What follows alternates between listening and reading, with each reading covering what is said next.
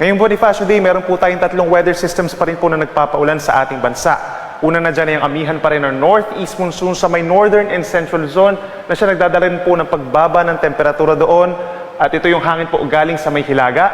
Meron pa rin tayong shear line naman o yung linya kung saan nagtatagpo ang malamig na amihan at mainit na hangin galing po sa silangan. Nagdadala rin ng minsan malalakas na ulan sa may bahagi ng southern Luzon. Sa Visayas, down to Mindanao, andyan pa rin ang Intertropical Convergence Zone or ITCZ. Ito naman yung linya kung saan nagtatagpo ang hangin from the northern and southern hemispheres, kaya't asahan din po ang makulimlim na panahon doon. Base naman sa ating latest satellite animation, maraming mga may kumpul ng ulap gaya dito sa may kaliwa at kanang bahagi ng ating bansa, pero wala po sa mga ito magiging bagyo sa mga unang araw ng Disyembre.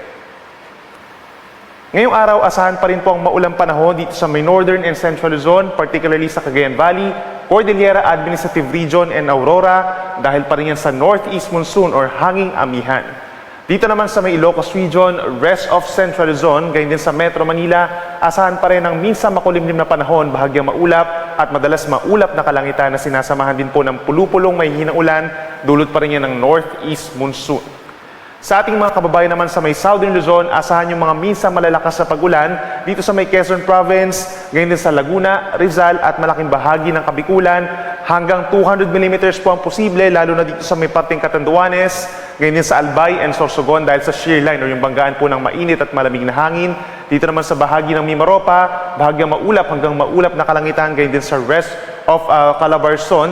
Then sasamahan din ito ng mga pulupulong mga paulan or pagkidlat pagkulog pagsapit ng tanghali hanggang sa gabi dahil sa shear line. Kapansin-pansin na pagbaba ng temperatura sa malaking bahagi ng Luzon for Metro Manila mula 23 hanggang 31 degrees Celsius. Dito naman sa Tagaytay mula 21 to 29 degrees. For Baguio hanggang 22 degrees Celsius lamang at malaking bahagi pa ng Northern Luzon hindi hihigit sa 30 degrees Celsius.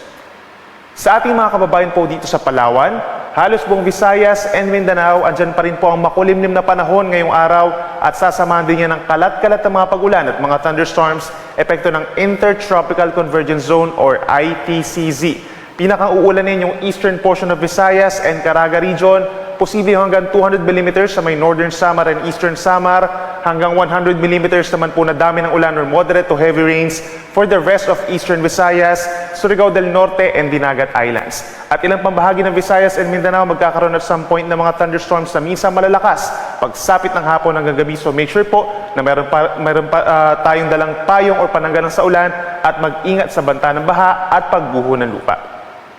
Temperature natin sa Metro Cebu hanggang 31 degrees Celsius pagsapit ng tanghali, habang dito naman sa Zamboanga City and Davao City hanggang 32 degrees Celsius. Dahil sa patuloy na pagbaba ng northeast monsoon or amihan, meron pa rin tayong gale warning or matataas sa mga alon sa may silangang baybayin po ng Luzon hanggang 4.5 meters o 1.5 palapag ng gusali sa malayong bahagi ng karagatan, sa may baybayin ng Isabela, gayon din sa Northern Aurora at sa bahagi ng Polillo Islands. Delikado ang mga pag-alon na to. Posibleng pagbawalan po yung mga small sea vessels natin. Magiging maalon din po sa natitirang baybayin ng Luzon hanggang 2 to 3 meters po, no, mataas pa rin ito. At delikado sa small sea vessels at pagsapit bukas, posibleng tanggalin na yung gale warning sa may silangang baybayin ng Luzon pero mananatiling maalon pa rin for most of Luzon at banayad ang katamtaman naman sa Visayas at sa Mindanao. Para naman sa ating 3-day weather forecast, sa unang 2 araw po ng Disyembre, magpapaulan pa rin po ang northeast monsoon sa may Cagayan Valley, Cordillera Region and Aurora at magdadala pa rin ng may kalamigang panahon. At dito naman sa may parting silangan ng Visayas, may possibility pa rin po na may mabuong low pressure area dito sa may kumpul ng ulap, pero eventually po ay malulusaw din ito at hindi naman magiging isang maganap na bagyo.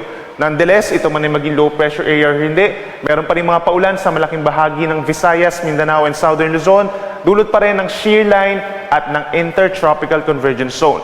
At pinakaulanin pa rin ng Bicol Region, gayon din ng Mimaropa, Calabarzon na rin po dito sa malaking bahagi ng Visayas.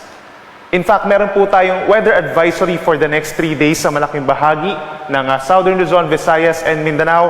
Hanggang 200 mm sa dami ng ulan or posibleng umabot sa intense rains by tomorrow sa Quezon Province, gayon din sa Camarines Norte, Camarines Sur and Catanduanes, habang hanggang 100 mm sa dami ng ulan or moderate to heavy rains bukas sa may lalawigan ng Aurora, gayon din sa may Laguna, Batangas, pababa ng Oriental Mindoro, Marinduque, Romblon, hanggang dito pa rin po sa may Masbate, Albay at Sorsogon. Kapag meron tayong heavy to intense na ulan, mataas ang tsansa na magkakaroon ng mga baha or landslides sa mga low-lying areas at yung mga malapit po sa ilog, habang may mga ilang mga lugar na magkakaroon ng mga baha at landslides kapag moderate to heavy ang paulan.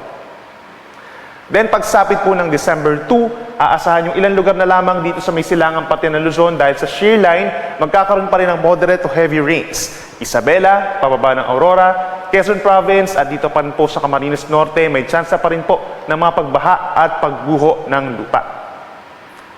At para naman sa araw ng Martes, December 3, magkakaroon pa rin ng paulan sa may Batanes and Babuyan Islands at malamig na panahon, dulot pa rin po yan ng amihan.